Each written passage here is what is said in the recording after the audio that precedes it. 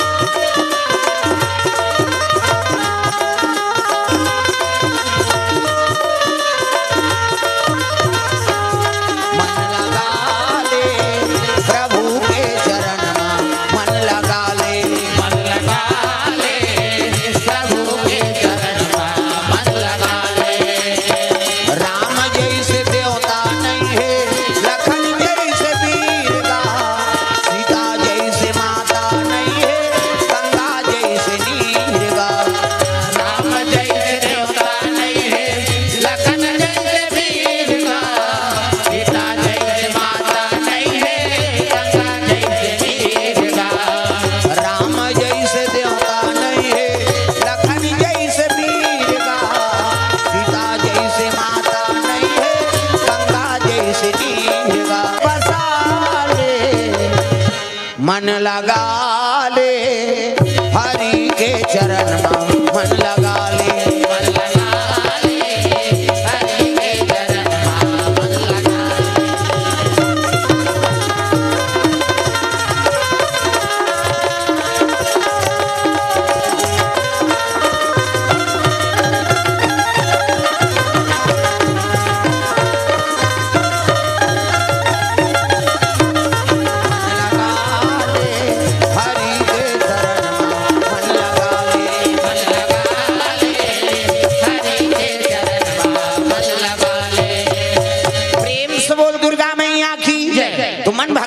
चरण में लग जाए प्रेम से बोल दुर्गा मैया की जय। शंकर जी के समाधि डोरी ते काम दे तो चंचल ले सागे रति के लगे भांटो तोर साढ़ू ले दे कते साढ़ू हो कौन हो अधर्म कर हित में नहीं बांचा प्रेम से बोल दुर्गा मैया की जय। तब मैं कैसे करूं कते द्वापर में कृष्ण अवतार ली और कृष्ण अवतार ली तेरे बेटा बन के जन्म ली ओकर नाम प्रद्युम्न होई सही कथा भांटो कते हां लबरा समझे रे एक लोटा पानी रुको थे तेल वरदान दे देता जा एक मन के अगर हो गए तब देवता मन जानदार इनके शिव जी की समाधि टूट गई देवता मन कहते चलो भैया शिव जी की समाधि टूट गए एक जन देवता कहते नहीं जा अब भी ले से एक जन वो साढ़ू सन ले लेती समल भूरी बार दी प्रेम से बोल दुर्गा मैया की जय। तो कौन ला ले कहते एक काम करो विष्णु जी कहाओ तब विष्णु जी कहते चल महाराज हमर से गोठिया बतरा देवे शिव जी तपस्या जाग गए कहते ले ठीक है भाई आगू आगू विष्णु जी पाछू पाछू जब देवता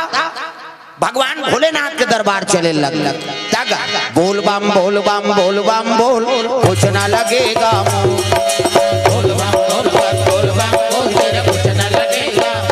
बोल बम बोल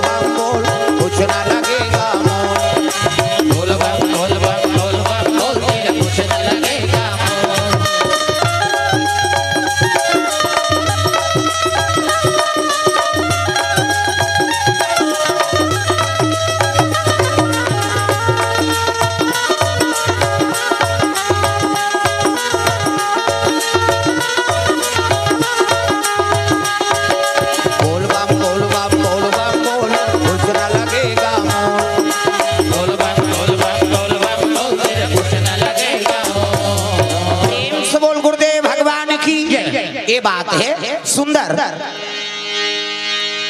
शिव जी तपस्या में ली रहा है, पहुंचत रहा है, विष्णु जी दिल देख के खड़े हो गए, आओ आओ प्रभु आओ।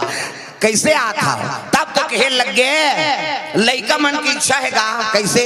ददक बिहाव देखो कहा थे कि प्रेम से बोल दुर्गा मैया की लइका मन की इच्छा है, का इच्छा है जी? कहते ददक बिहाव देखो। शिव जी कहते कौन दादा? ते दादा ते सबले बड़े देवता, दुनिया के देवता। बजान वो ढोलक फोड़ दी है, कई जन इससे कर दे, इससे हमला का करना है कही आहे ते भजे कही ता हाओ अभी उझारी सो समझ गए मोला कहा थे कही के ये दारियाऊ करबे त अंग्री बताऊं मैं नाम नहीं जानू लुगरा कलर ल जानू कैसे ता उ चला देख के नहीं कहा मैं उ चला देखबे ते उठ के रेंग दे काठी का नहीं त मैं अंतिल देख के कथो ये तिल देख के कहा तो मतलब समझ जा ये धार के कहे। अब ये तिल देख के कहूं तुम समझ जाओ, ये तिल के कहे उचला देख के कबे तो गड़बड़ हो जाही ना। प्रेम से बोल दुर्गा मैया की बोल बम बोल बम बोल बम बोल कुछ ना लगेगा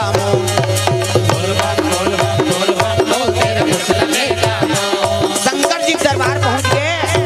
अब विष्णु जी कहा थे लइका मन की इच्छा है गा ददक बिहाव देख दो। शिव जी कहते कौन दादा जी? अरे ते दादा ते सबले बड़े देवता, दुनिया के देवता, सेवा तो नहीं होता सबला सिखाते यह मनौता, दुनिया के देवता सेवा तो नहीं होता सबला सिखाते यह मनौता, संत ज्ञानी करेगा गुहार तोला गाड़ा गाड़ा जोहार प्रभु गाड़ा गाड़ा जोहार।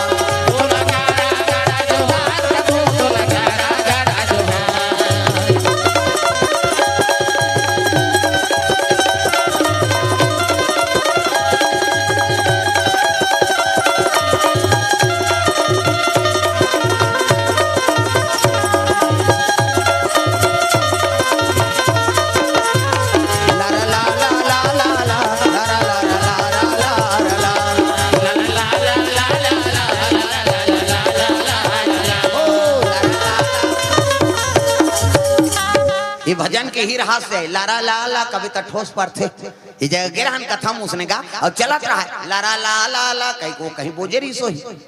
और लारा ला ला की कोंडा पर के गलगल ले बोहा गेदा वो गुटका खा का रहा है। अरे कथा में आ तो तब तो मुंह कान बने रखो। प्रेम से दुर्गा मैया की शिव जी कहे लगे प्रभु ते तो बड़े देवता ऐनी और लइका मन की इच्छा है ददक बिहाव देखबो कहीं। शिव जी कहते तुमन कैसे गोठिया तो जी हमार का फूटी कौड़ी नहीं हम कहां बार बिहाव करबो। देवता मन कहे लगे बाबा ये शादी नहीं करही तो नारी नहीं आए, नारी नहीं आए तो लइका नहीं आए और लइका नहीं आए तो मरे नहीं और नहीं मरही तो हम दू चरी कैसे करबो। तो एक काम करो खर्चल हम उठाबो कहीं कहा तो जम्मो देवता निवेदन करिन प्रभु खर्चा लागी शादी खर्चा तेल हमन करबो का हमन चंदा करबो खर्चा हमन उठाबो ते सोचे दूल्हा बनबे नहीं की इसका।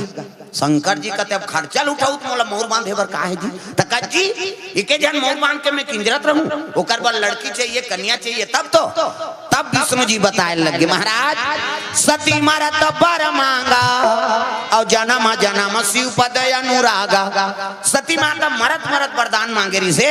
कि अगले जन्म में शिव जी मिले। प्रेम से बोल दुर्गा मैया की अब मैं वरदान दे हूं सती ला कि अगले जन्म में शिव जी तोल मिल ही गए। वही सती माता मैना गर्भ से जन्म ले। मैं मतलब अहंकार और ना मतलब नहीं जेकर जीवन में नाम मात्र अहंकार नहीं है ओकरे नाम मैना। और हिमांचल कौन लगत है जे धर्म से डिगे नहीं धर्म अड़े रहते तेकरे नाम हिमांचल। कैसे ओकरे घर में पार्वती के नाम से जन्म ले सती माता और जब ले हो संभाले न महाराज तोरे आराधना करा थे पार्वती ऐनी ए नांग वाले बाबा ए नांग वाले बाबा ए नांग वाले बाबा ए नांग वाले बाबा ए नांग वाले बाबा ए नांग वाले बाबा डम डम डम डम डम रूपा जावे डम डम डम डम डम रूपा जावे रूपा जाके सबला नाच जावे रूपा जाके सबला नाच जावे जटा में गंगा के धारा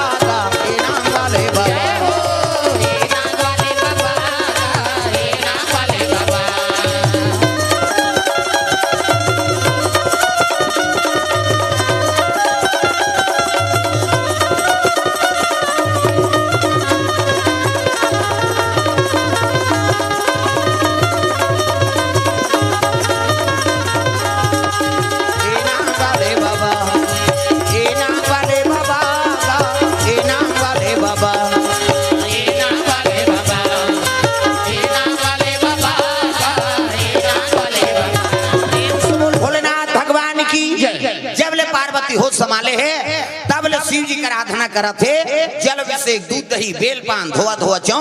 अर्पण करे लगे त्रिपुण चंदन और अर्पण की ओ बेल पान खाक उपासना रिसो एकरे से देव का नाम अर्पणा। आजकल हमन उपास रथन ते व्यवस्था करवा था काली उपास रहना तो आज कही केरा ना अनबेगा हम काली उपास रहो हम कथिया दूध ल चाय मत बना हो हम पीबो तो शरीर लत बोझा था काला उपास। हमारे छत्तीसगढ़ी में कहावत है काबा लाग था रे उपाधा से तेकर संग तो उपास तो समाज आते ए धा सकाए वो तो धांसे है सरी से के रहा प्रेम से बोल दुर्गा मैया की जय। वो मतलब समीप हृदय में भगवान के वास ओकरे नाम उपास रे भाई। अब बेल पान लख हाँ अर्पण करे वही खाक उपासना रही सब कतक दिन ले 88,000 वर्ष प्रेम से बोल दुर्गा मैया की जय। शिव जी पाए पर तपस्या करी पार्वती है ना तो 88,000 वर्ष तपस्या करे तो सतयुग में आदमी की उम्र कत करी से 1 लाख बरस प्रेम से बोल दुर्गा मैया की जय। सतयुग में आदमी कतक दिन लीजिए 1 लाख एको कनी उम्र है वो जियत जियत अस कटा जाते कैसे यहाँ 100 साल होते तो डेमो करा लपी देते मैं निम बाँचो बहनी में मर हूँ अब कहीं काबर अस कटा गए वो जियत जियत प्रेम से बोल दुर्गा मैया की 1 लाख उम्र सतयुग में मनु और शत्रुपा मन तपस्या करी ना तो मांस के गलत ले तपस्या करी भगवान कहते ज्यादा नहीं ज्ञान कैसे वो तो हम मांस के गलत ले तपस्या करते भैया तो त्रेता लग गए त्रेता लगी तो 10 हाँ 1 लाख में सुन कम कर दी 10,000 उम्र हो गई। राम के राज में आदमी की उम्र है 10,000 बरस रही से वहू मला लाला वाला आगे रावण भगवान कहते ज्यादा नहीं जियान कैसे वो ताला लाला कथे भैया तो द्वापर लग गए और द्वापर लगी तो 10,000 में 1 सुन कम कर दी 1,000 बरस। कृष्ण के समय में आदमी की उम्र 1,000 रही कैसे तो वहू महाभारत हो गए भाई भाई मारा